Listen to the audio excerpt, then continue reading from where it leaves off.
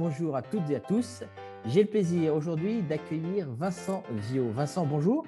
Bonjour tout le monde. Vincent, tu es cofondateur de l'enseigne Pure, etc. À peu près quasiment à ta sortie de l'école d'ingénieur que tu as suivie, tu te lances dans l'aventure Pure, etc. avec ta complice Héloïse Chalvignac en 2010. Et avec comme ambition de changer le monde à coups de fourchette. Alors, tu avais alors 24 ans, je crois. Alors, tout de suite, pour commencer, est-ce que tu peux nous en dire un petit peu plus, façon pas trop longue, parce qu'on va enchaîner pas mal de questions. Est-ce que tu peux nous en dire un peu plus sur Pure, etc. Avec plaisir. Merci déjà Bernard-Marie et l'Institut AGI pour l'invitation et puis à tout le monde qui vient nous regarder. J'espère que ça va être intéressant. Pure, etc. En fait, c'est une enseigne de restauration qui veut proposer une restauration gourmande et vertueuse, comme tu l'as très bien dit, dont la raison d'être, c'est changer le monde à coups de fourchette. Alors, cette raison d'être, elle est apparue au fil du temps. Il y a 10 ans, quand on est sorti d'école, effectivement, qu'on a lancé le concept, ce n'était pas forcément clairement aussi identifié. Mais en même temps, on a toujours eu cet ADN-là. Et donc voilà. Et donc aujourd'hui, Pure, etc., c'est une enseigne d'une dizaine de restaurants donc, dans le Grand Est et en Île-de-France. Et qui veut proposer vraiment donc la restauration la plus vertueuse possible, mais prouver qu'on peut faire aussi gourmand en même temps. Comment je vous donne juste quelques actions qu'on mène. On est sur tout ce qu'on vend dans nos restaurants, c'est fait par notre enseigne, il n'y a pas de produits industriels, c'est fait par des vrais cuisiniers. On travaille des produits qui sont bruts, bio, du tissu de commerce équitable nord-nord ou nord-sud. Voilà, on a été parmi les premiers en 2012, donc ça fait maintenant déjà quelques années à mettre en place un système de consigne pour tout ce qui est vente à emporter et livraison. Aujourd'hui, nos plats, nos desserts et même nos boissons à emporter et en livraison sont conditionnés dans des bocaux en verre réutilisables. C'est partie de notre ADN, on composte. Et voilà. Et tout ça, pourquoi on fait ça? Pourquoi cette raison d'être de changer le monde à coups de fourchette? Tout simplement parce qu'on estime que l'industrie, l'agroalimentaire, l'agro-business, c'est vraiment une des industries les plus destructrices de l'environnement et de la planète et des gens qui l'habitent, dont nous, mais aussi tous les êtres vivants. Pollution des sols, suppression des espaces naturels pour faire pousser du soja, de l'huile de coco, etc. Ravage des océans avec la surpêche, gaspillage alimentaire, un tiers de ce qu'on produit aujourd'hui est jeté. Voilà. Donc, pour nous, c'est pas tolérable et donc on veut proposer des solutions, on veut être positif. Voilà. Et c'est ce qu'on met en œuvre dans nos restaurants au quotidien, c'est proposer cette restauration-là. Et voilà, donc pour finir, on est 60 collaborateurs aujourd'hui et puis on va vous raconter un peu l'histoire de notre transformation avec Bernard. Merci beaucoup Vincent. Pardon, François. Pas grave. Merci Vincent. Donc on va commencer par quelques questions que j'ai préparées et puis ensuite on prendra les questions des participants qui vont nous arriver, j'espère, bientôt. Et c'est lui qui va s'occuper de ça. Je profite pour me caler avec lui. Donc première question, Vincent. Est-ce que tu pourrais toi te présenter, parce que tu as parlé beaucoup de Pure, etc., te présenter rapidement et surtout nous dire avec les tripes, je sais que tu en as des tripes pour te connaître depuis un an, pourquoi tu as créé en 2010 l'enseigne Pure, etc. Au fond, qui es-tu vraiment, Vincent, et pourquoi Pure, etc. Alors, déjà, j'ai fondé ça avec mon associé dans la vie privée et professionnelle, Héloïse Chalvignac. Comme on l'a dit tout à l'heure, on sortait d'école d'ingénieur. On avait très envie d'entreprendre. Moi, ça va faire le lien peut-être avec ce qu'on disait, mais j'ai jamais voulu avoir de patron, en fait. Je sais pas pourquoi. Être mon propre patron, en fait. C'est le principe du self-management, finalement. Et donc, voilà. Donc, Héloïse, qui avait vraiment adoré la nourriture aussi avec moi, on adorait le restaurant. Voilà, on a eu une idée folle. On était à Berlin et un peu de jeunes fous. Et voilà, de lancer un concept de restauration. Et puis, on s'est accroché, ça n'a pas été simple. Et on a voulu vraiment, dès le début, c'est ce que j'expliquais, faire une restauration la plus propre possible. Alors, c'était il y a 10 ans. Donc, par exemple, à l'époque, c'était très peu à la mode de faire du local, quoi. Tout venait de chez toi, voilà, machin, etc. Donc, nous, on travaillait en direct des producteurs. On avait une partie de nos produits qui sont bio, mais pas tout. Mais aujourd'hui, maintenant, c'est du 100% bio, donc on a évolué. Et ça a vraiment été cette volonté, dès le début, de démocratiser, en fait. D'ailleurs, si on reprend nos premiers business plans et tout, c'était ça, c'était démocratiser la bonne restauration rapide et la bonne restauration maintenant d'un point de vue général, voire même l'alimentation maintenant aujourd'hui, puisque par exemple, on commence à distribuer nos produits dans des biocoop, etc. Et voilà, et donc, on a tout. Et en fait, notre raison d'être, ce que j'expliquais, n'était pas clairement définie comme aujourd'hui, changer le monde à coup de fourchette, mais on a toujours voulu faire des choses bien et progresser au fur et à mesure. Et on a fait très peu de compromis sur la qualité des produits, jamais, voilà, souvent au détriment de nos marges. Mais voilà, ça a été voilà, toujours voulu bien faire et proposer autre chose, sortir des statu quo, ça c'est quelque chose qui est important chez nous. La restauration, c'est quelque chose qui est sclérosé, avec des vieux codes. Ça bouge, hein, ça bouge, mais il y a 10 ans, je peux vous garantir que voilà. Et donc, on a essayé à chaque fois de sortir des lignes, comme je l'expliquais avec la consigne, par exemple. Voilà. Merci Vincent. Du coup, je me rappelle très bien, lorsque je t'ai rencontré pour la première fois, je crois que c'était il y a un an, hein, c'était l'été dernier, peut-être juillet 2020, on sortait du confinement. Tu m'as dit quelque chose qui m'avait frappé. Tu m'as dit que pour toi, c'était une évidence qu'il fallait sortir du statu quo. D'ailleurs, tu viens de le redire, que pour changer le monde à coup de fourchette, il était indispensable de changer la façon de travailler ensemble et de manager dans les entreprises. Car ce management, tu disais un truc du genre, le management conventionnel contribue malgré lui, ça m'avait fasciné, contribue malgré lui à favoriser un mode de surconsommation désuet et destructeur pour l'homme et pour la nature. Est-ce que tu peux nous en dire un petit peu plus? Oui, ben, clairement. En fait, nous, on a fait un gros travail d'introspection sur notre marque en début 2020, juste avant le Covid, et puis voilà, émergé cette raison d'être. Et on s'est vite aperçu que depuis quelques mois, quelques années, finalement, il y avait un décalage entre nos ambitions, notre volonté de changer le monde à coup de fourchette et la façon dont ça se passait dans notre entreprise. Et même d'un point de vue, moi personnellement, mais il n'y avait pas que moi, il y avait aussi par exemple Héloïse, le décalage entre ce qu'on essayait de mettre en place dans la vie privée, voilà, en appliquant des préceptes de communication non violente, voilà, d'accords Toltec, et tout ça. Et en même temps, ce qu'on arrivait à faire en entreprise, on n'y arrivait pas, quoi. On n'y arrivait pas. Alors, on essayait d'être le plus vertueux possible, mais avec des outils qui ne fonctionnaient pas, en fait. Et maintenant, je le vois avec le recul, et je pense qu'on va en parler aujourd'hui pas mal. Et en fait, bah, pour changer le monde à coup de fourchette, pour aller vers un monde plus vertueux, il faut forcément, voilà, on s'est rendu compte que c'était pas possible de continuer dans les mêmes schémas, dans les mêmes modes conventionnels. Et que clairement, moi, j'en fais, enfin, je suis pas le premier à l'avoir pensé, hein, mais je partage cet avis qui est de dire qu'aujourd'hui, notre façon de manager, notre façon de travailler, mais même le code du travail français, la façon dont on voilà, contribue à mettre en œuvre un système qui est complètement pas vertueux, quoi. Voilà, voilà, qui pousse à surconsommer, la croissance avant tout. Si on n'est pas une entreprise rentable, forcément, on n'est pas économiquement, on n'est pas forcément une entreprise bankable, alors qu'à côté de ça, on peut créer pourtant plein de choses. Donc tout le système est comme ça. Et bon, voilà, on ne peut pas s'attaquer au système, donc nous, on s'est attaqué à notre société et on a décidé, voilà, de changer les choses, de radicalement mettre en place des outils pour être en phase entre la raison d'être de la boîte et les moyens qu'on a, donc c'est-à-dire les collaborateurs et toute l'organisation pour y arriver. C'était vraiment notre volonté. Et moi, personnellement, ce qui m'a poussé, c'est la raison d'être du changement, ça a été d'arrêter de voir le mal-être dans l'entreprise et dans la mienne, en l'occurrence, par exemple. Mal-être que parfois je pouvais vivre, mais je n'étais pas le premier impacté, mais parmi des collaborateurs plus lointains ou très proches, de collaborateurs qui s'impliquaient ou qui s'impliquaient moins, peu importe, on s'en moque, mais c'était, voilà, et pour caricaturer de manière très synthétique ce qu'on peut vivre en entreprise aujourd'hui, et ce qui pour moi est absolument fou, c'est on voit qu'il y a une classe de la population souvent qui va être surchargée de travail, très impliquée mais surchargée, à la limite du burn-out, complètement burn-out, on l'a vécu. Et à côté de ça, une autre classe de la société, enfin pas des classes, mais un groupe dans la société qui va, et ça peut être mix hein, parfois, qui va être complètement démotivé parce qu'en fait, ils estiment qu'on leur donne pas assez de projets, on les implique pas, etc. Et donc, on a complètement quelque chose qui s'oppose, alors que si on arrivait à remélanger tout ça, tout le monde pourrait contribuer de manière beaucoup plus, voilà, avec un gros potentiel, quoi. Voilà. Donc, on n'exploite pas ce potentiel, et en plus de ça, on détruit les gens. Et ça, c'était plus possible chez nous, et on travaille là-dessus, en tout cas. Super, merci beaucoup Vincent.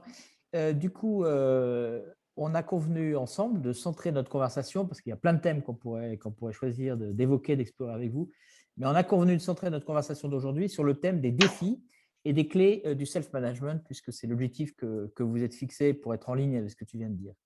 Alors, pour commencer, est-ce que tu pourrais nous donner une première clé pour la réussite de la mise en place du self-management? J'imagine que dans l'auditoire, il y a pas mal de gens, et peut-être en replay aussi, des dirigeants qui vont nous écouter. Donc, ça serait quoi la première clé que tu voudrais leur offrir s'ils veulent mettre en place ce qu'on appelle le self-management? Alors, en fait, commençons par le début, hein, c'est la phase de mise en place. C'est vrai que c'est tout récent. Voilà, on a commencé à vous rencontrer l'été dernier. On a donc découvert ce que c'était que l'holacratie, on n'y connaissait rien. Et puis après, on s'est fait former pour se lancer, hein, je repasse le contexte, début de l'année. Voilà, donc on a mis à peu près 6 mois de préparation et on s'est lancé. Là, ça fait à peu près 6 mois on a ratifié la constitution holacratie. Et donc, pour moi, une des clés du succès, enfin en tout cas aujourd'hui qui fait que ça s'est bien passé le lancement, c'était d'impliquer dès le début vraiment tout le monde. C'est-à-dire la direction, bien évidemment. En général, d'ailleurs, il faut que c'est plus simple, ça, Bernard-Marie, tu pourras apprécier, mais c'est ce qui se dit, c'est que ça doit partir de la direction. En tout cas, ça a été le cas pour nous. Après, c'est le management, bien sûr, intermédiaire. Il ne faut surtout pas les oublier. Parce qu'on peut se dire, ah ouais, entreprise libérée, enfin voilà, entre gouvernance partagée, distribuée, il n'y a plus besoin de management. Et ça, on va voir que pas du tout. Et au contraire, c'est ceux qui vont le plus prendre peur, je pense.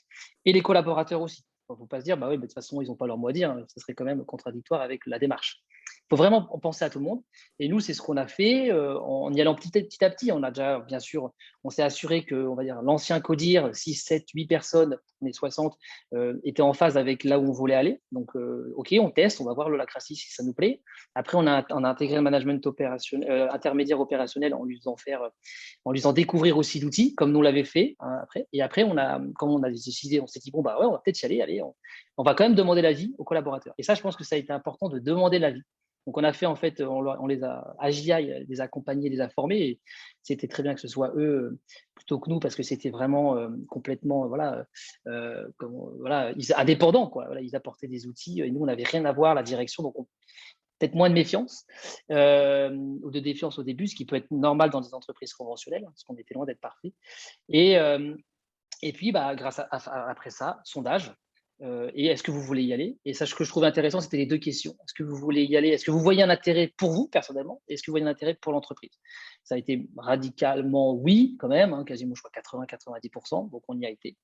Et derrière, ça a été vraiment, voilà, je pense que ça a joué. Alors, j'ai des exemples. Avant de donner des exemples de pourquoi je pense que c'est important, juste préciser que ce qui a été aussi fondamental, ça a été d'expliquer pourquoi on changeait. Un petit peu ce que je vous ai expliqué juste avant très rapidement.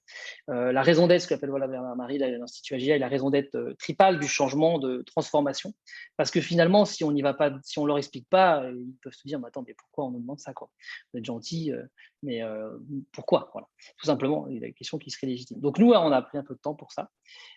Et après, voilà, on leur a demandé s'ils étaient OK. Et nous, pour moi, c'est vraiment clé parce qu'on voit que, voilà, avec 6 mois, hein, c'est pas encore grand-chose, donc le retour d'expérience est humble, mais les gens qui n'avaient pas assisté à ça, on a vu le décalage, quoi. Parce qu'ils étaient en arrêt de maladie ou parce qu'ils étaient en vacances, peu importe, ou parce qu'ils n'étaient pas très impliqués aussi peut-être, fait que ils sont passés à côté et c'est ces personnes-là qui, par exemple, sont parties, n'ont pas compris ou ont un peu plus de mal, alors ça arrive aussi qui viennent un petit peu plus tard à commencer à rentrer dedans, quoi. Voilà. Mais on voit le décalage entre les gens qui ont suivi cet accompagnement et ceux qui ne l'ont pas fait. Je reconnais là bien là, Vincent, ton côté généreux, parce que je te demandais une première C'est trop clé. long? Oh Non, mince! non, pas du tout, pas du tout.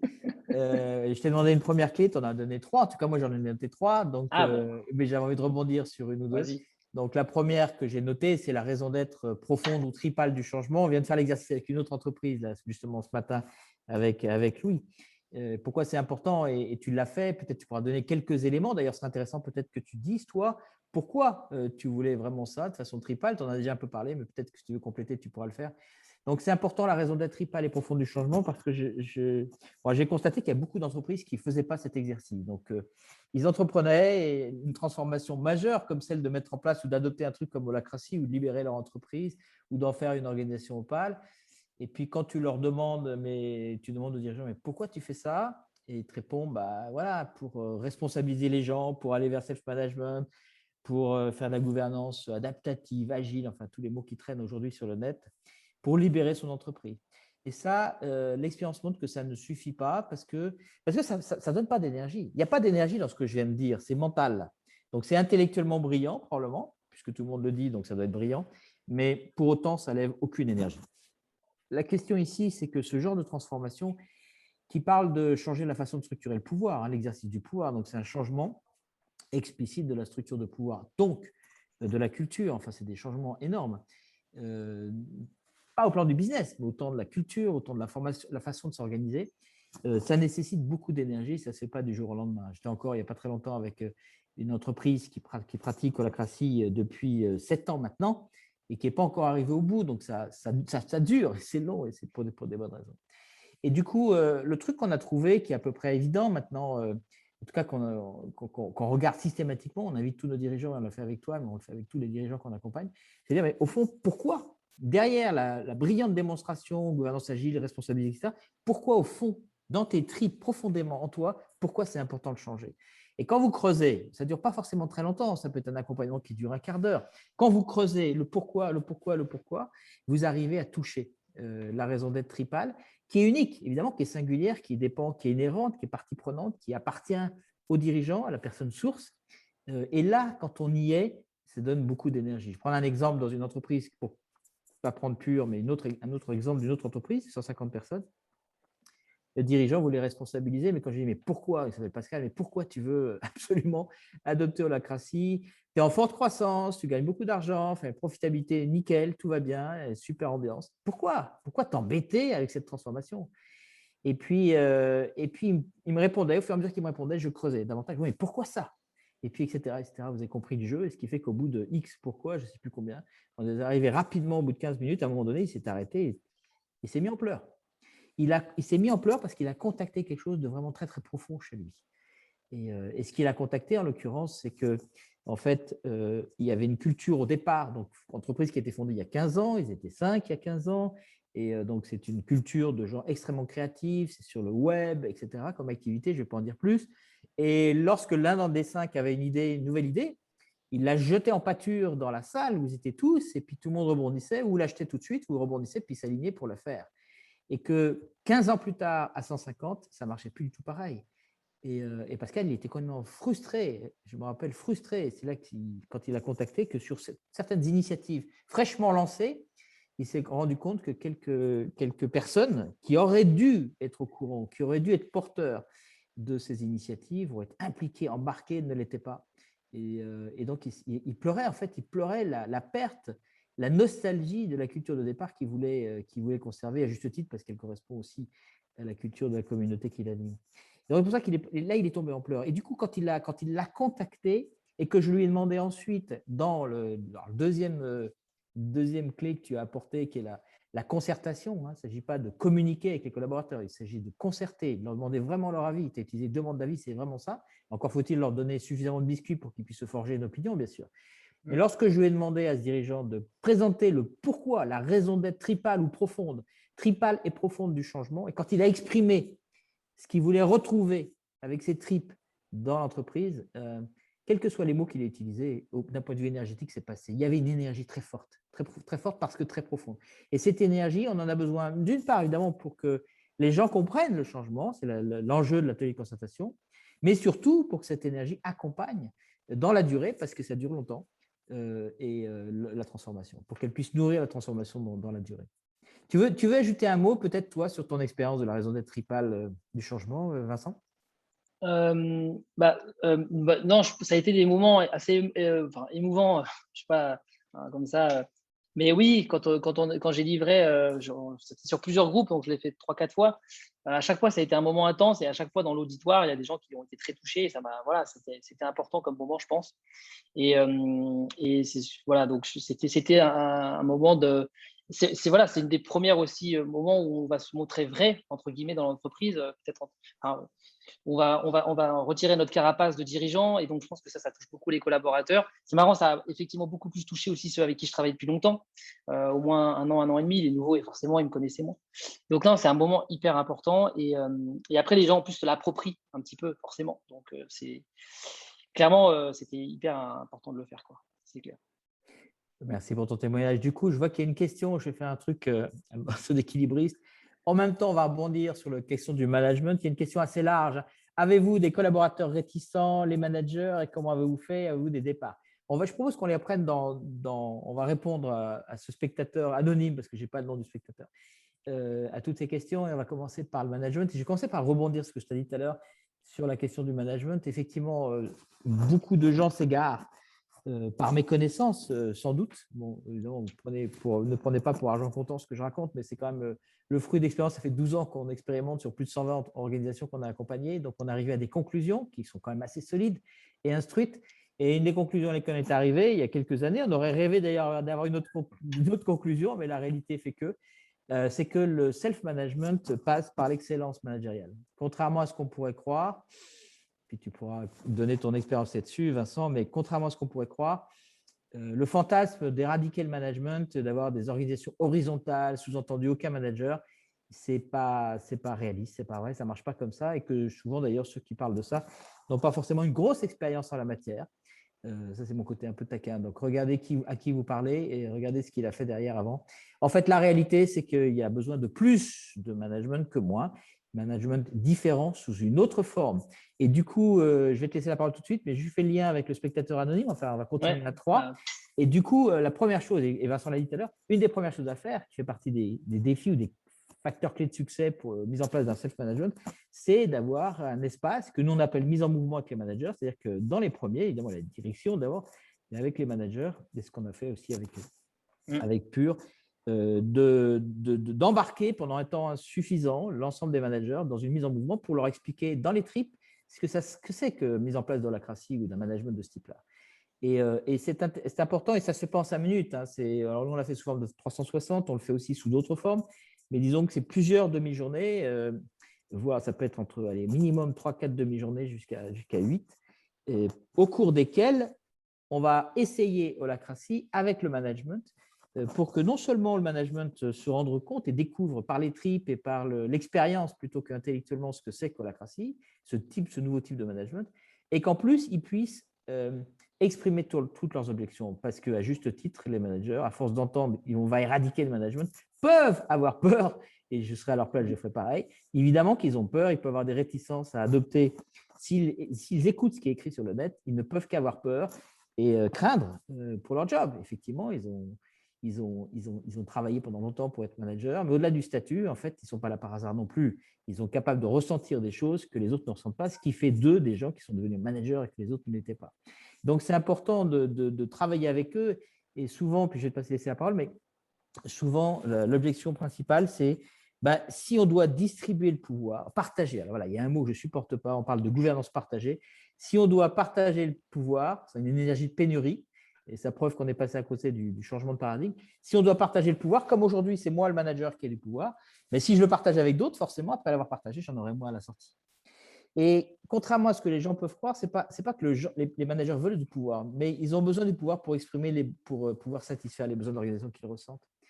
Et du coup, en fait, quand ils ont compris, on a besoin un peu de temps pour ça, pour leur expliquer qu'il ne s'agit pas de partager le pouvoir, mais il s'agit de multiplier un pouvoir d'une autre nature et qu'ils vont avoir beaucoup plus de pouvoir qu'ils n'en avaient avant avec la mise en place de l'holacratie. Ce qui est vrai pour eux est vrai aussi pour l'ensemble des collaborateurs parce que le pouvoir, il n'est pas partagé, la gouvernance, elle n'est pas partagée, elle est multipliée parce que ça ne marche pas du tout pareil. On passe d'un pouvoir sûr à une autorité vers le sens et vers des offres de services. Donc, ça marche différemment.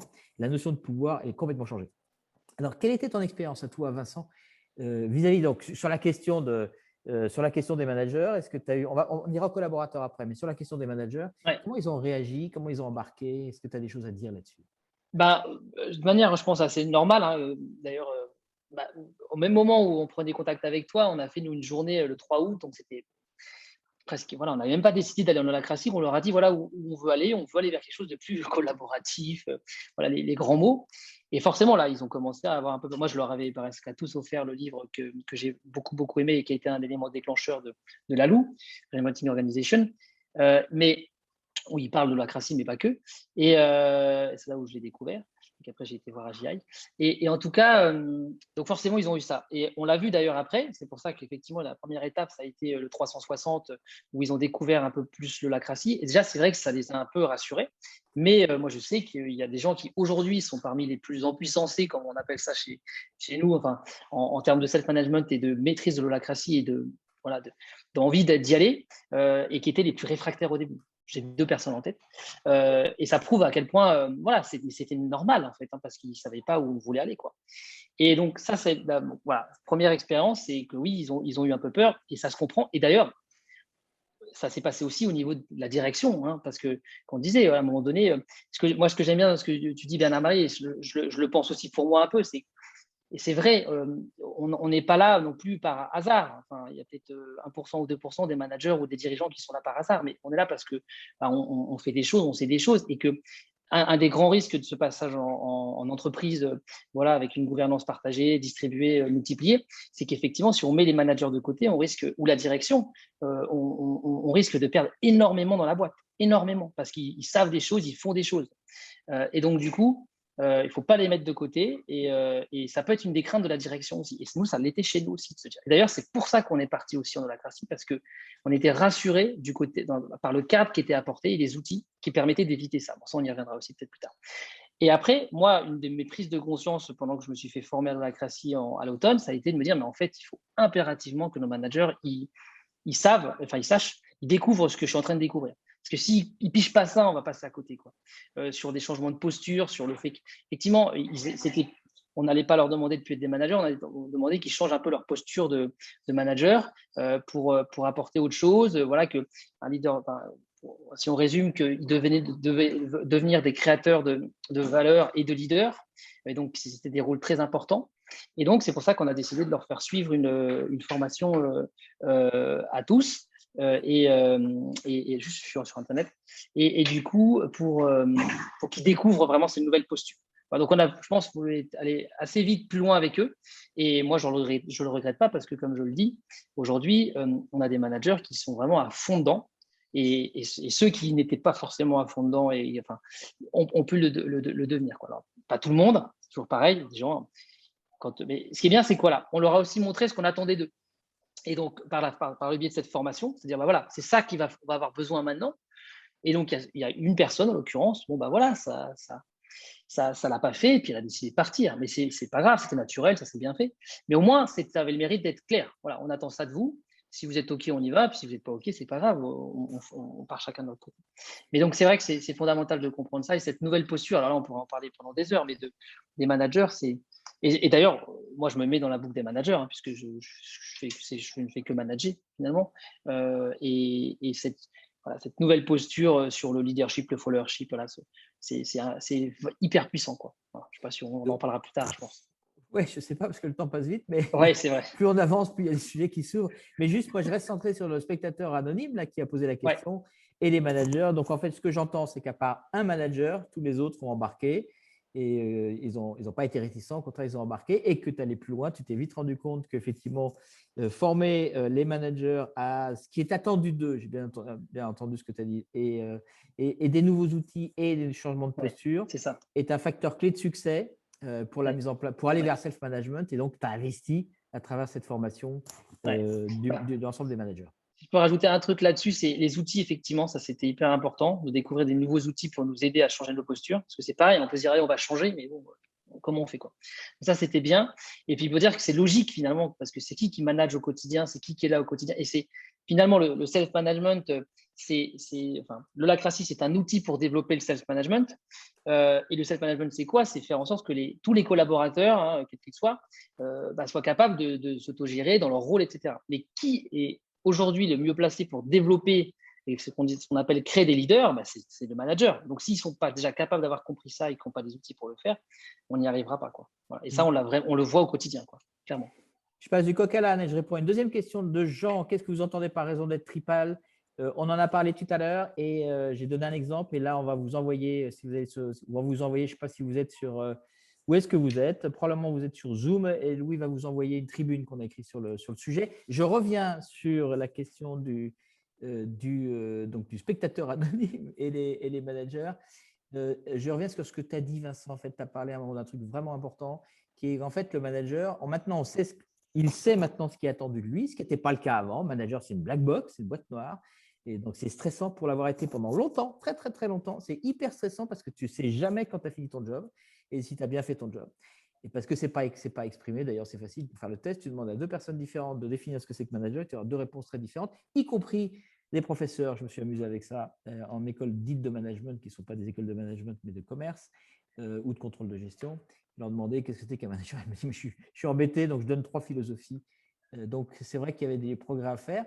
Et du coup, pour revenir là-dessus, effectivement, quand tu parles de création de valeur et de leader, c'est vraiment important de comprendre que le gros challenge pour un manager, c'est de changer son identité professionnelle. Et c'est vraiment ça. Et peut-être, Louis, tu pourras mettre une tribune là-dessus. On a dû écrire là-dessus sur le sujet, je ne sais plus dans laquelle. Changer son identité professionnelle. On ne leur demande plus d'être des managers qui s'occupent des personnes. On ne leur demande plus d'être dans le contrôle. On leur demande autre chose. Et le plus difficile, c'est qu'ils épousent une nouvelle identité professionnelle. La première étant, comme tu l'as dit, créateur de valeur, parce qu'en fait, on attend d'eux qu'ils soient vraiment porteurs de business. Des business, quand ils ont un cercle, enfin l'équivalent autrefois, on avait un département, un service, c'est remplacé par un cercle. Donc, je caricature, mais bon, ça va nous suffire pour l'instant. Et du coup, ils sont vraiment porteurs d'un business. Il n'y a pas de notion de fonction support, la RH ou l'informatique. Ouais, ben, il se trouve que tu es dans l'entreprise, tu pourrais être à l'extérieur. Donc, il n'y a aucune raison de ne pas te centrer sur la création de valeur pour tes clients, qui sont des clients internes, certes. Et du coup, il y a vraiment une dimension business, création de valeur, proposition de valeur. Et puis aussi une autre dimension qui est créateur de leader. Et pour beaucoup de managers, pour ceux qui sont que j'appelle le manager empathique, qui est celui dont l'équipe est extraordinaire, il est reconnu comme ça. Son fond de commerce, c'est qu'il a une équipe soudée. D'ailleurs, il devine les besoins de ses équipiers avant même que les équipiers ne le demandent. Mais c'est sûr que si tu continues à faire comme ça, tu ne vas pas les faire grandir. Tu es en train de leur voler leur expérience de leadership, de développement du leadership et leur capacité à être self-manager. Donc, tu dois changer d'identité ou changer d'entreprise. C'est aussi simple que ça. Donc, il y a un vrai changement d'identité et ça s'accompagne. Et la façon d'accompagner les changements d'identité est un facteur clé de succès qui se passe d'ailleurs en parallèle de cette formation qui est un peu dans la durée. D'autres choses à dire sur le management qui te vient, Vincent, avant qu'on passe aux collaborateurs pour continuer à répondre aux spectateurs anonymes? Bah, non, mais juste te dire que ouais, qu'en leur faisant comprendre ça, on les met vraiment dans des bonnes postures pour aider les collaborateurs à se développer et que nous, d'expérience, on voit que les managers qui ont compris ça, leur cercle, justement, comme tu le disais, leur équipe grandissent plus vite que les autres. Et à travers les outils aussi qui sont alors, liés des fois à l'holacratie, mais pas que, en tout cas qui contribuent au développement du self-management, comme effectivement les différentes postures. Enfin, moi, ce qui m'a par exemple, personnellement beaucoup servi, c'est de comprendre à quel point, par exemple, ça dépend des gens, mais en tant que manager, je voulais aller vite, quoi. Et donc, j'ai la réponse, on vient me voir, on me demande quelque chose, j'ai la réponse, je la donne. Sauf que la personne, elle n'a rien appris, effectivement, c'est ce que tu viens de dire, Anna-Marie. Et en plus de ça, alors moi, c'était par souci d'efficacité, d'autres, c'est juste par plaisir d'aider l'autre. Ça, chacun voilà, ses aspects. Mais, et donc, ouais, moi, par exemple, là où j'ai dû travailler, changer ma posture, enfin, je continue encore. Hein. Ma posture, c'est voilà, devenir un followership, un follower, quoi. Voilà. C'est-à-dire, me mettre en posture de enfin, voilà, je vais pas tout faire à ta place, je vais t'aider pour y arriver, je suis à ta disposition, mais essaye, parce que sinon tu n'y arriveras pas. Et donc, voilà, chacun doit évoluer et c'est vrai que ça va dépendre hein, du type de management qu'on avait avant, c'est clair. Et ça, faut en prendre conscience et ensuite, il faut avoir des outils pour les changer et ça prend du temps et ça va prendre des années, c'est sûr et certain. Mais on voit les résultats quand même tout de suite. Je tiens à préciser quand même qu'on voit les résultats tout de suite.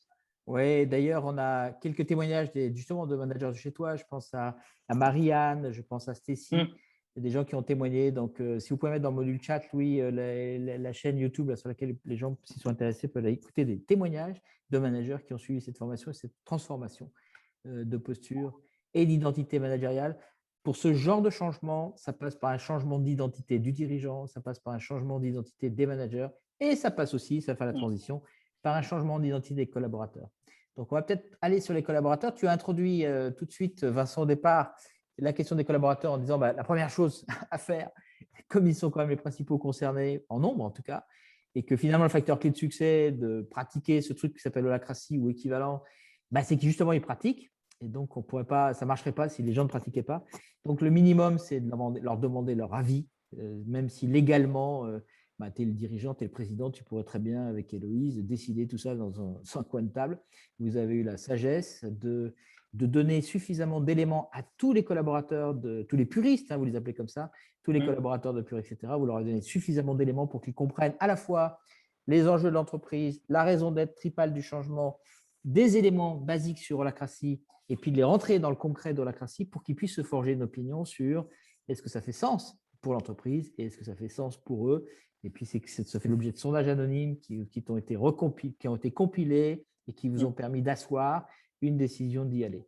Donc, ça, c'est le premier élément. Qu'est-ce qu'on peut dire d'autre? Tu vois, les questions, c'est Comment est-ce que vous avez eu des départs? Est-ce qu'il y a eu des collaborateurs réticents? Et est-ce que vous avez eu des départs du fait de la mise en place de la CRACI de collaborateurs? Alors, réticent, je ne dirais pas, enfin, on n'a pas eu voilà, de fronde, etc. Pas du tout, hein. Au contraire, ça s'est bien passé, c'est ce que j'expliquais. Après, il y a eu des collaborateurs, voilà, comme tu disais, qui se sont pas sentis, en fait, parce que quand on commence à annoncer la couleur de ce qu'on attend, etc., et ça peut être manager ou d'ailleurs collaborateur, oh là là, non, en fait, ça ne m'intéresse pas, donc je vais partir. Nous, les départs qui se sont faits suite à ça, il n'y en a pas eu beaucoup, mais ils se sont bien faits en plus, propres. Voilà, bon, ça c'est aussi par l'approche globale qu'on a amenée sur la démarche n'étant pas négative ou pour les nuire, voilà, forcément ça s'est bien passé. Mais oui, il y a ça. Et ça m'amène à un des points que moi j'avais noté dans les clés de succès par rapport aux collaborateurs du self-management, c'est vraiment en fait de savoir que de la même manière qu'en fait on leur demande au début si on va dans la crassie, c'est qu'en fait, c'est de prendre le temps. En fait, ça, c'est un truc qu'on fait jamais dans le monde conventionnel, que moi, je ne prenais jamais. En plus, voilà, ça évite, toujours en retard.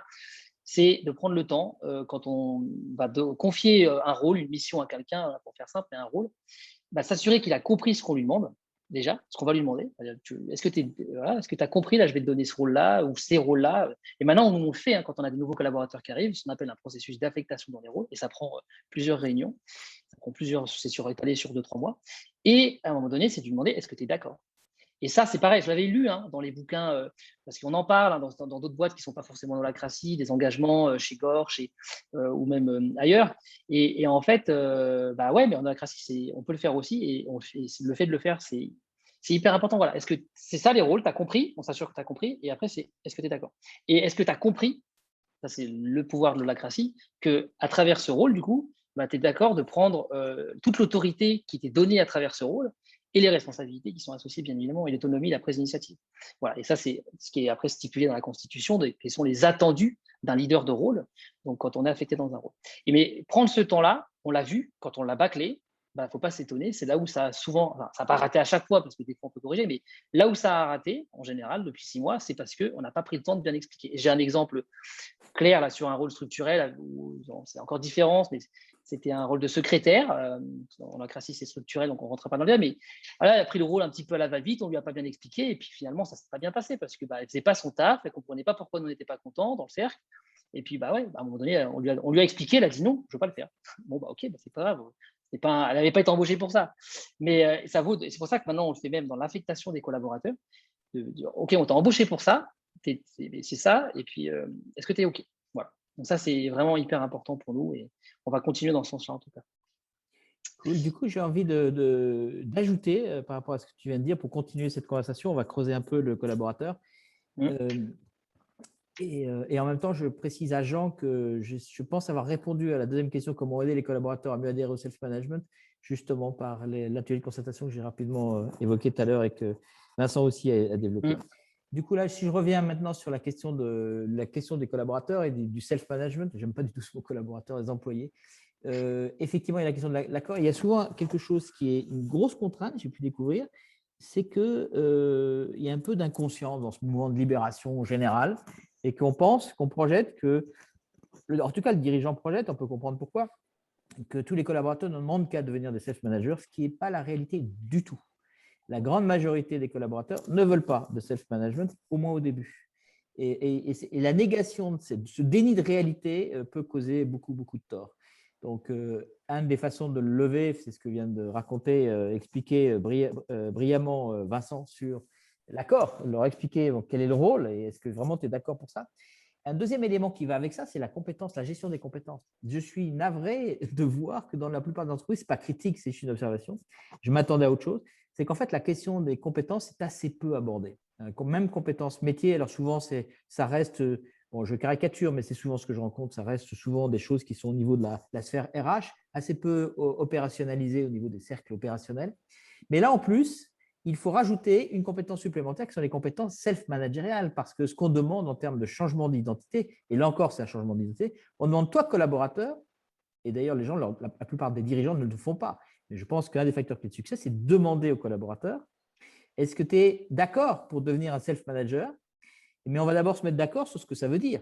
On te demande en gros de passer d'une façon de gérer ton travail qui était celle que tu as faite pendant des années, à maintenant, est-ce que tu es d'accord pour devenir, t'identifier à un patron d'une mini-entreprise qui correspond à ton rôle? Et si tu as plusieurs rôles dans l'entreprise, tu deviens patron de plusieurs mini-entreprises. Et si on veut être concret, ça veut dire, est-ce que tu te sens capable ou est-ce que tu as les compétences pour descendre de vélo pour te regarder pédaler? C'est-à-dire prendre du recul par rapport à ton spécialité, que les gens ne font pas, et pas que d'ailleurs le management. C'est assez souvent dans les entreprises, les gens sont à la seringue et donc ne réfléchissent pas. Quand j'appelle réfléchir, je passe passer en système 2, c'est la capacité de prendre du recul, de la hauteur et de se poser la question, est-ce que je pourrais améliorer les choses dans l'exercice de mon activité? Est-ce que je pourrais innover l'exercice de mon activité? Plutôt que simplement de réagir par rapport aux problèmes que je rencontre. Et là, quand vous faites ça, ce que je fais très souvent, en fait, vous vous rendez compte que la plupart, quand je dis la plupart, la très grande majorité des collaborateurs ne le font pas. Or, on ne peut pas imaginer 2 minutes en restant sérieux que demander à quelqu'un qui soit responsable d'une mini-entreprise, d'un rôle, s'il n'a pas la capacité à prendre du recul. C'est la base d'un dirigeant. Et donc, s'il n'a pas cette compétence-là, ça serait complètement dingue, inconscient, d'affecter quelqu'un à un rôle, puisque justement, on attend de cette personne ce niveau de compétence. Et si vous le faisiez quand même, il y en a plein qui le font, à ce moment-là, ce n'est pas étonnant qu'il y ait du stress, que les gens soient stressés, parce que maintenant, l'autorité, elle est rendue explicite aux yeux de tous. Vous les stressez, et donc, ça a évidemment un impact humain et aussi un impact sur la performance de l'entreprise. Donc, il y a tout un champ de compétences sur lesquelles on ne pointait pas nécessairement dans le modèle conventionnel, qui est les compétences que moi j'appelle self-managériales, sujet qu'on a longuement travaillé avec les managers de Pure, etc. Et donc, avant d'affecter quelqu'un dans un rôle, poser la question, est-ce qu'il a, en dehors des aspects métiers, est-ce qu'il a les compétences, on va dire minimales, ou la capacité à se mettre en déséquilibre avant sur ses compétences self-managériales? Encore faut-il les avoir identifiées. Et puis, je vais demander à Vincent que tu développes ça pour avancer. Ça, c'est un facteur clé de succès. Donc, comment vous avez traité ça chez vous, chez Pure, etc.? Non, nous, on a découvert l'outil que moi j'avais vraiment, j'ai tout de suite pris en main. L'outil qu'on a découvert, c'était celui des badges de self-management. Parce que justement, ce que j'ai adoré là-dedans, et je ne suis pas le seul d'ailleurs, parce que, encore une fois, c'est ce que tu disais, avant, on n'avait pas d'outils pour manager ou self-manager, peu importe. C'est quasiment la même chose finalement. Et là, en fait, avec votre outil, on a un tout petit peu adapté, mais pas tant que ça, justement, on explicitait les attentes, encore une fois. Qu'est-ce qu'on attend de toi en tant que leader de rôle? En fait, de toute façon, le principe de l'holacratie, c'est que c'est un outil qui permet d'expliciter ce qui était implicite avant. Donc, si on peut le résumer en partie comme ça. Et donc là, avec cet outil-là, donc c'est vraiment la liste des OK, voilà, en tant que leader de rôle, on va attendre ça de toi. Et nous, on l'utilise énormément. On l'utilise énormément, notamment quand on a des nouvelles embauches et aussi pour suivre. Donc, on leur demande de s'auto-évaluer. Et alors, moi, je suis à l'aise d'en parler parce qu'il n'y a pas une semaine, on a fait justement avec une collaboratrice qui ça se passe bien et qui a vraiment envie d'y aller, qu'on vient d'embaucher. Elle avait des problématiques un peu opérationnelles et à un moment donné, je suis revenu avec elle sur le badge de self-management en lui disant, mais regarde là, en fait, tu as besoin d'attendre. En gros, tu n'oses pas d'aller demander ça à quelqu'un, mais regarde, j'attends ça de toi dans le rôle de… Enfin, j'attends ça. L'entreprise, l'organisation attend ça de toi. Tu es leader du rôle. Si tu veux être leader du rôle, il faut que tu sois capable d'aller demander des choses à ton ancien boss, etc. Ou alors d'aller dire non, voilà, de prendre cette responsabilité. Donc, en fait, cet outil, il est explicité. Et donc, j'ai pu m'appuyer sur ça. Alors qu'avant, j'aurais rien eu comme bille pour lui parler de ça, en parlant des paroles et du vent. Et là, voilà. Et en plus de ça, ils peuvent s'auto-évaluer. Donc là, ils peuvent se dire, moi, je suis qu'au niveau 2, mais demain, j'aimerais bien être au niveau 4. Et c'est comme ça sur une dizaine d'items de qu'est-ce qu'on attend des personnes dans le rôle. Et c'est magique parce que si les gens, ils font tout ça, mais on aura l'entreprise, parce que c'est pas aura des collaborateurs en puissance et qui vont vraiment créer de la valeur, quoi, ça se voit. Voilà. Donc, c'est ça qui est… Nous, on utilise cet outil-là, il y en a d'autres, mais pas mal. Et après, moi, j'avais une autre petite anecdote, là, alors, je ne sais pas si je la dis maintenant, mais parce que c'est lié à ça. Et c'est juste le lien avec ce qui a été dit sur ce que tu disais, c'est que c'est difficile et que les collaborateurs, des fois, ils ne veulent pas. Et moi, on l'a vu, des collaborateurs qui, effectivement, c'est un peu plus long et peut-être qu'on n'y arrivera pas. Ils n'ont pas envie d'aller vers ça, contrairement à ce que moi, effectivement, je faisais partie des naïfs qui pensaient qu'ils allaient tous être super contents.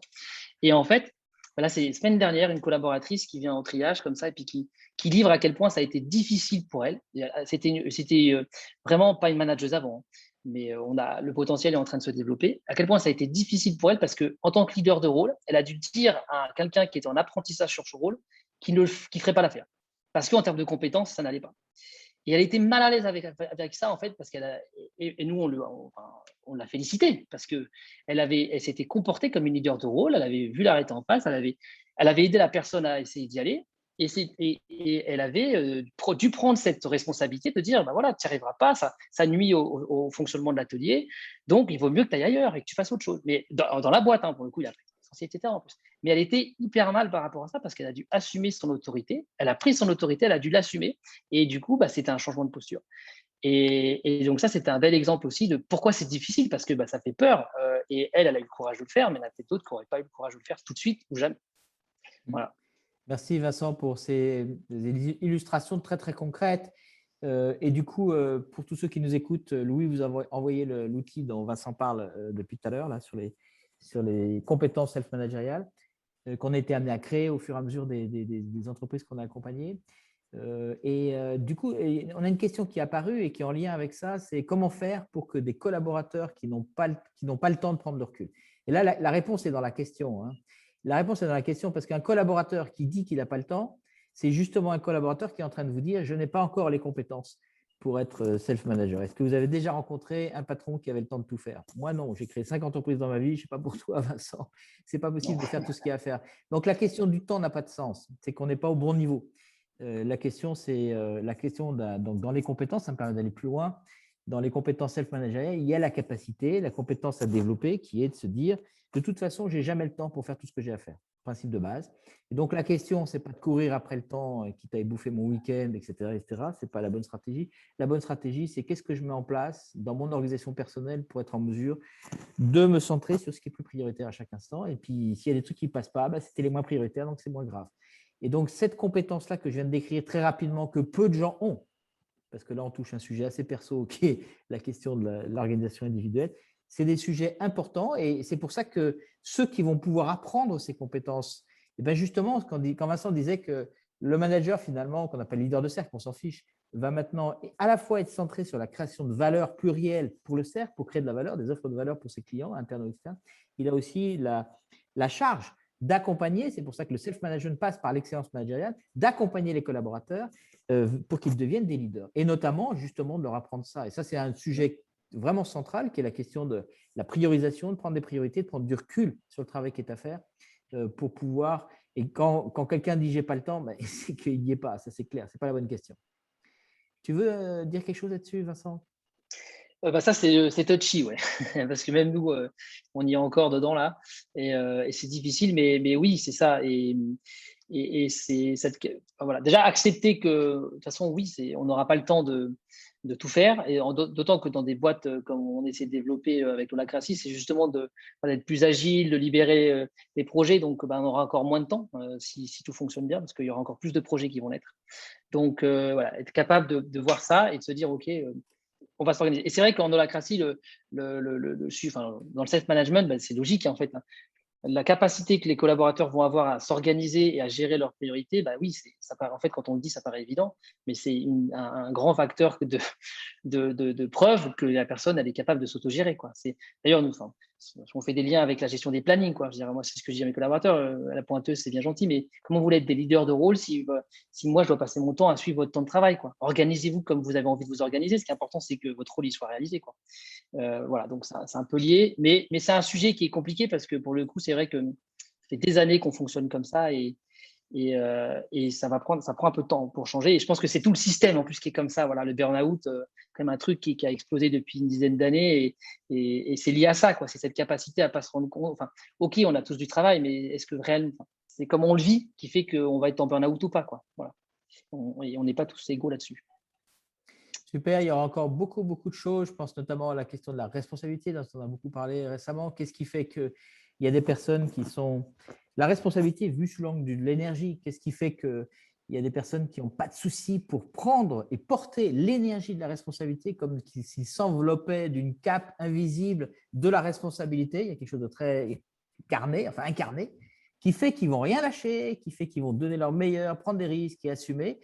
Et qu'est-ce qui fait que d'autres, et malheureusement ces autres sont en nombre beaucoup plus important, ils vont juste faire leur job. Bon, c'est ce qu'on leur avait demandé avant, donc il n'y a pas de souci avec ça, mais ils vont faire leur job, vont plutôt surfer, peut-être laisser les choses filer ou se laisser vivre dans une certaine forme de superficialité. Parfois vont se protéger, se cacher, se justifier. Et cette attitude-là, évidemment, elle justifie le management d'avant. Donc, si on veut pouvoir les rendre managers, comment est-ce qu'on fait pour que la première catégorie devienne la deuxième catégorie? Ça, c'est un sujet de fond qui est à traiter, ou en tout cas se mettre en mouvement par rapport à ça. Parce que si vous ne le faites pas, la probabilité qu'on aille vers le self-management est voisine de zéro. Je vois le temps filer. Je sais que tu aurais des choses à dire là-dessus. Je vois en même temps le temps filer. Alors, je te laisse discerner parce que j'ai une autre question qui sera la dernière question pour toi, Vincent. Il y a plein de choses, je suis obligé de faire l'impasse parce qu'on on est limité par le temps. À un moment donné, Vincent, peut-être que tu peux rebondir sur la notion de la prise. Ça m'intéresserait de t'entendre, en fait, sur le fait de porter l'énergie de la responsabilité. Et puis derrière, garde un peu de temps parce que j'aimerais bien t'écouter sur comment est-ce que tu vois l'avenir chez Pure, etc.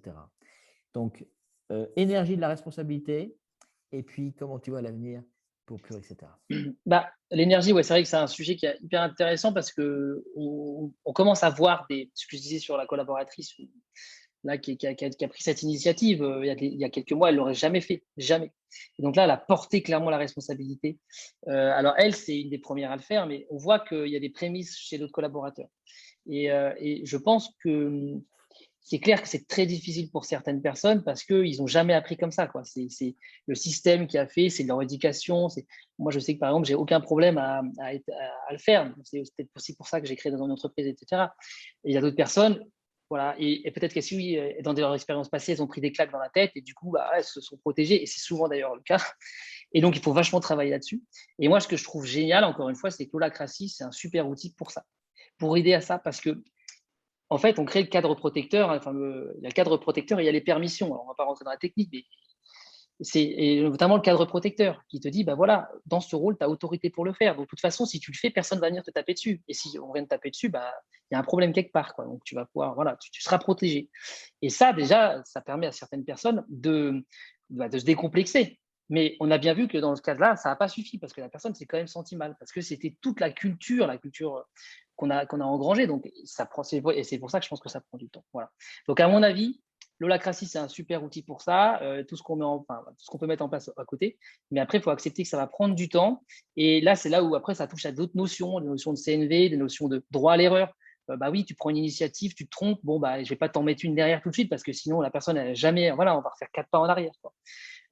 Et de les coacher. Donc, il y a plusieurs pistes, mais en tout cas, ce qui est bien, ce que j'aime bien dans l'approche de l'holacratie, c'est que encore une fois, ça donne des outils concrets et formels pour y arriver, et notamment les rôles, la gouvernance et toute la constitution d'ailleurs qui suit et qui apporte ce cadre protecteur et qui donne de la permission aux collaborateurs. Voilà pour ça. Et donc après, sur l'avenir de Pure, non, moi je suis assez optimiste, hein, comme d'ailleurs une récente enquête a montré que chez Pure, on était tous très optimistes, voire la question a été soulevée de savoir si on n'était pas trop optimiste, ce qui est aussi possible. En tout cas, pour moi, c'est le cas. Donc, c'est pour ça que c'est bien d'avoir des personnes qui le sont un peu moins des fois. Mais donc, non, nous, on a quand même été sacrément impacté par le Covid, hein, la restauration, vous imaginez bien. Mais par contre, on s'est réinventé. Alors, ça nous fait beaucoup de travail en plus, mais voilà, on a été sur des nouveaux canaux de distribution. Et en fait, c'est pour ça que moi, je suis optimiste parce que je serais très inquiet si on n'était pas passé en holacratie parce que pour moi, on a un terreau fertile maintenant pour pouvoir exploser avec les différents canaux de distribution qu'on a développés. Et clairement, si on était encore sur du conventionnel, je serais très inquiet. Enfin, là, après, je peux me tromper, et puis je suis peut-être dans l'euphorie du lancement, mais je ne pense pas non plus parce que voilà, on a des gens qui sont capables maintenant de prendre des responsabilités beaucoup plus qu'avant, à tous les échelons, dans tous les cercles. Et c'est que le début. Et du coup, quand le projet va appeler des opportunités, et donc l'opportunité va faire que les gens vont plus s'épanouir. Et maintenant, on est structuré pour pouvoir permettre aux gens d'aller prendre des rôles qu'ils n'avaient pas avant, etc. Voilà. Donc, voilà, optimiste. Après, on reste, nous, forcément très impacté par le Covid et ça, voilà, on sait qu'on a une pression de devoir transformer notre essai. Là, ça, d'un point de vue business, comme d'un point de vue, on finirait là-dessus. Voilà. Il faut qu'on transforme. Maintenant, on a tout ce qu'il faut pour transformer, mais il faut qu'on transforme business et transformation, holacratie et self-management. Merci beaucoup Vincent. On arrive bientôt à la fin du temps qui nous est alloué. Là, je veux pas, j'ai à cœur de respecter le timing. Ça m'a souvent été reproché de dépasser un peu. On ne va pas dépasser. Alors, évidemment, malheureusement, on n'a pas eu le temps de traiter tous les sujets, notamment la question des freins. Je ne voudrais pas que le spectateur croie que c'est idylliste et que Holacracy est un outil miracle. Loin de là. J'aime bien ton image du terreau. C'est un terreau sur lequel, au moins, tout ce qu'on va mettre comme énergie ne va pas être perdu et gaspillé, ce qui était probablement le cas, davantage le cas dans le modèle conventionnel. Et on n'est pas rentré dans les freins. Il y a plein de sujets, je vais te les citer. Ça va juste pour être pas le seul à être frustré. C'est les croyances limitantes implicites dans l'organisation ou cachées. Et puis aussi les freins individuels, parce que très souvent, si les personnes ne veulent pas, ont du mal à prendre l'énergie et la responsabilité pour creuser le sujet depuis très, très longtemps. C'est souvent parce que soit dans leur éducation, elles n'ont jamais eu l'occasion d'exprimer la responsabilité. Qu'est-ce que vous faites avec ces gens-là? On ne sait même pas de quoi on parle. Il n'y a aucun vécu, il n'y a aucune résonance. Ou bien des personnes qui ont des peurs et des peurs liées à la légitimité, je n'ai pas les compétences, ou peur de se démarquer, d'être vu différemment, de ne plus être comme les autres, ou bien simplement la peur d'échouer, pour juste évoquer en surface que c'est affreux ce que je viens de faire, tellement c'est en surface. Mais donc voilà, il y avait la question des freins et puis aussi la question, tu l'as évoqué, mais on n'est pas rentré dedans, qui est la question des besoins sociaux et humains, parce que très souvent, quand on parle de ce type de démarche, comme on ajoute de la complexité, holacratie ou équivalent, et du coup, effectivement, il faut faire attention à ne pas oublier de nourrir les besoins sociaux et humains à la hauteur de ce qu'on rend l'entreprise beaucoup plus efficiente côté travail, mais sauf qu'il y a des êtres humains dans les organisations. Et donc, c'est important de mettre la même emphase sur les besoins sociaux et humains. Non, holacratie ne traite pas l'humain. Ce n'est pas que holacratie n'est pas humain, c'est juste que ce n'est pas son job. Et donc, il faut le traiter aussi, évidemment, tant que vous avez des êtres humains et pas que des robots dans votre entreprise. Voilà, on arrive donc au terme, comme je viens de le dire. Sachez qu'on sera ravis, on va organiser d'autres conférences. Bon, ça, c'est le blabla. Et puis, pour terminer, comme il nous reste 1 minute, on va faire court, hein, c'est un gros challenge pour nous deux. Je te propose qu'on fasse un tour de clôture. Un tour de clôture en quelques mots, Vincent. On a notre challenge, c'est moins d'1 minute pour nous deux. À toi l'honneur. Non, moi, j'étais très content de pouvoir parler d'holacracy et du self-management. Et clairement, tu as bien fait de dire à la fin que voilà, il fallait faire attention à tous les à côté, dont les besoins sociaux et humains. Et nous, on y fait attention. Et donc, voilà, j'invite les gens à creuser la question s'ils sont intéressés, parce que franchement, c'est des super outils pour y arriver, très concrets. Donc, voilà, allez-y à 100%. Merci beaucoup, Vincent. J'ai adoré cet espace avec toi. J'ai trouvé ça beaucoup trop court. Le temps a filé, pas possible. On a à peine, voilà, on a quand même creusé 2-3 sujets, mais il y en a plein d'autres. Ce sera peut-être l'occasion d'en refaire une avec toi. Et moi, pour conclure, je dirais juste ce que tu as dit, parce que je suis profondément convaincu de ça. Avant de faire de la transformation, commençons par changer la structure de pouvoir qui est en place. Sinon, les efforts que vous allez mettre dans vos organisations, messieurs et mesdames les dirigeants, ça va être de l'énergie gaspillée. Voilà. Et puis, il est pile poil 13h30 et on est en bas. Merci encore, Vincent. Merci à toi et merci à tout le monde. Merci à tout le monde. Au revoir, bon après-midi. Au revoir.